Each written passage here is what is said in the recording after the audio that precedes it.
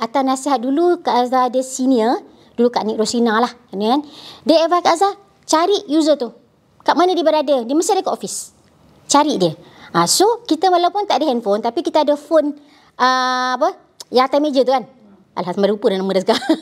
Phone atas meja. Kita telefon tu dulu. Tanya dia, boleh tak saya cakap dengan sekian-sekian lah. Encik sekian-sekian. Dia kata, encik tak ada lah.